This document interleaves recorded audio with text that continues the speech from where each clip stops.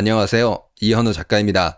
지금 부동산 PF가 조금씩 터지고 있는데요. 이게 PF가 완전히 정리되기 전까지는 부동산을 매입하거나 분양을 받거나 이런 것은 절대 해서는 안 됩니다. 잘못하면은 본인 인생뿐만 아니라 가족들까지 빚을 지고 금융노예가 될 수 있기 때문입니다. 지금 PF가 본격적으로 터지면서 건설사들이 망하고 부동산이 정상화가 되어야 하는데 지금 예상과는 다르게 부동산 투기와 전혀 상관이 없는 성실하게 세금 내는 사람들과 세입자들이 손해를 다 떠안는 그런 구조로 가고 있습니다. 건설사나 시행사, 투기꾼들 이익을 다 빼돌리고 배째라를 시전하는 이런 말도 안 되는 상황으로 흐르고 있습니다. 그렇기 때문에 우리가 이런 부동산 시장의 상황 이런 걸 조금 잘 살펴보고 호구 모집하는 데 가서 이제 잘못 걸려들면 안 됩니다. 그래서 오늘은 최근 계속 문제가 되고 있는 지식산업센터 이런 것을 조금 알아보고 이게 연쇄적으로 무너질 수 있거든요. 그런 것도 조금 알아보도록 하겠습니다. 일단 보시면은 부동산 PF도 종류를 조금 나누면은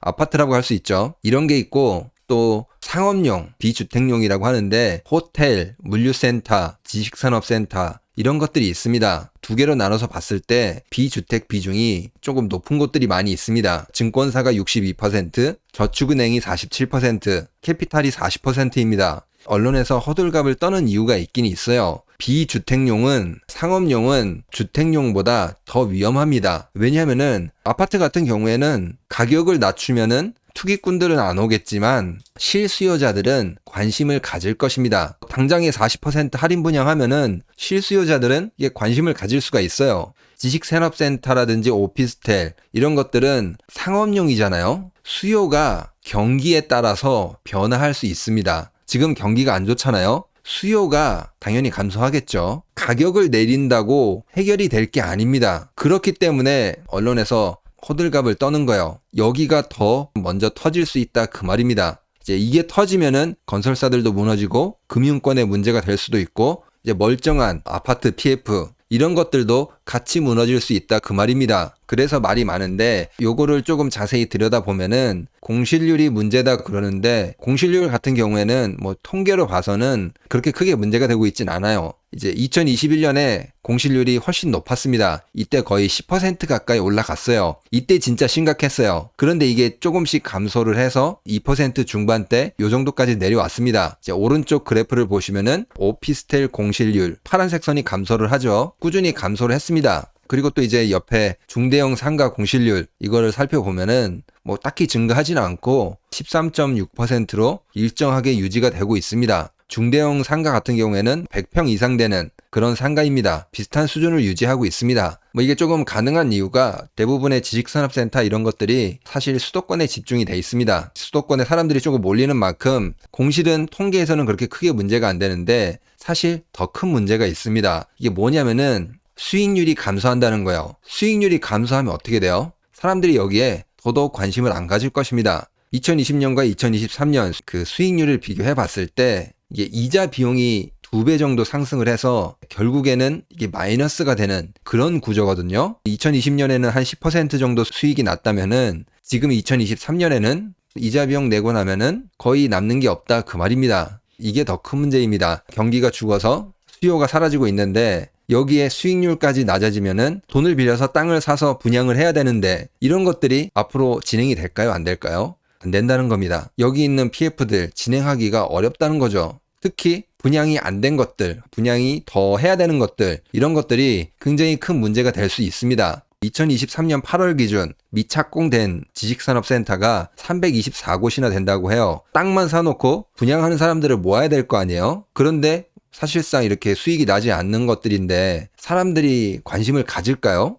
그럼 사실상 미분양이 되는 거죠. 그 미분양이 되면은 어떻게 돼요? 이 PF들은 계속 이자만 내면서 버텨야 되는 겁니다. 건설사들은 손 털고 나가고 싶다 그 말이죠. 차라리 도망가야 되겠다 그런 생각도 하는 겁니다. 미착공된 것들 2023년 8월 기준 굉장히 많은데 이런 것들이 비주택 PF들 여기서 특히 브릿지론들 분양이 조금 다 완료되지 않은 것들 굉장히 큰 영향을 미칠 수 있다 그 말입니다. 결국에는 여기서 터질 수밖에 없겠죠. 분양가가 굉장히 높아졌거든요. 그래프를 보시면은 서울 지식산업센터 평균 분양 가격, 가산 같은 경우에는 여기는 거의 2배 정도 상승했고, 영등포, 성수 이런 데는 60% 넘게 상승을 했습니다. 이렇게 분양가도 상승을 하고 수익률은 하락을 하고 이렇게 되니까 미착공된 것들 어떻게 돼요? 당연히 분양이 제대로 될 리가 없겠죠. 이자 지원 조금 받고 원금 반환 같은 것들 유예하면서 그렇게 버티고 있다는 거예요. 여기가 PF가 터지게 된다면은 먼저 터지게 될 것이다 그 말입니다. 상업용인 만큼 결국에는 수익률을 따라가게 되잖아요. 사실상 망하는 길로 갈 수밖에 없습니다. 실제로 많이 공매로 넘어가고 있어요.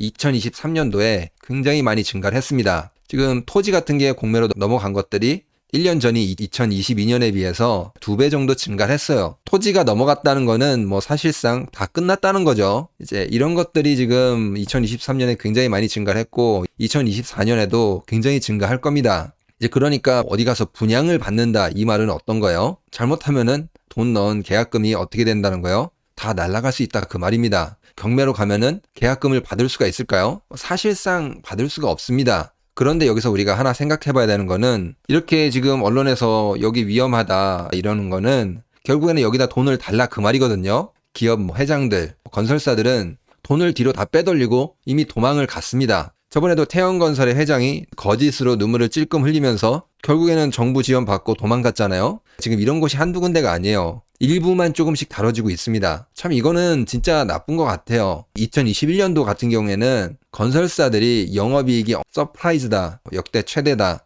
90% 상승했다 이런 식으로 지금 기사가 많이 나왔거든요. 그런데 지금 어때요? 손해가 나니까 도망가기 바쁩니다. 그리고 언론에 자꾸 위험하다고 이야기를 뿌리면서 정부 네가 알아서 돈을 투입해라. 지금 이렇게 이야기하고 있습니다. 정말 악랄한 겁니다. 전세 사기를 당한 사람들 중에 청년 4명이 세상을 등졌다고 합니다. 이익이 날 때는 내 거고 손해는 약한 사람들한테 다 떠넘기고 있어요. 그런데 이런 것에 대해서는 아무도 뭐라고 하고 있지 않습니다.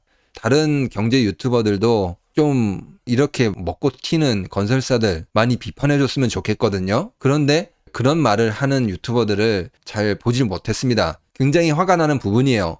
저도 유튜버지만 결국에는 여러분들 대중들의 사랑을 받고 어느 정도 유명세 떨치고 돈도 버는 사람들이잖아요. 그럼 어느 정도 보고 있는 시청자들의 목소리도 대변해줘야 되거든요. 뭐 성실하게 세금 납부하는 사람들 이런 사람들의 목소리도 대변을 해줘야 됩니다. 언론들이야 뭐 어차피 사주가 돈 주니까 시키는 대로 하는 월급쟁이 건설사의 마케팅 부서로 전락했다. 돈을 받았으니까 그렇게 생각할 수는 있어요.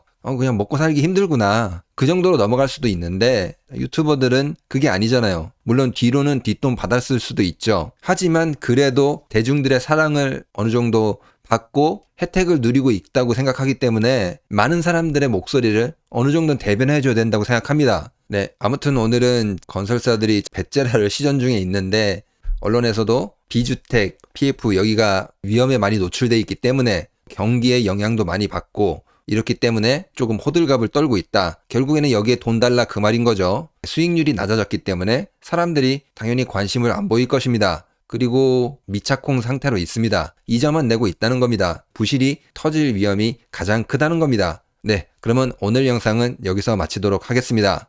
설날 연휴 잘 보내시고 또 다음 주에 뵙도록 하겠습니다. 구독과 좋아요, 알람 설정 부탁드립니다. 감사합니다.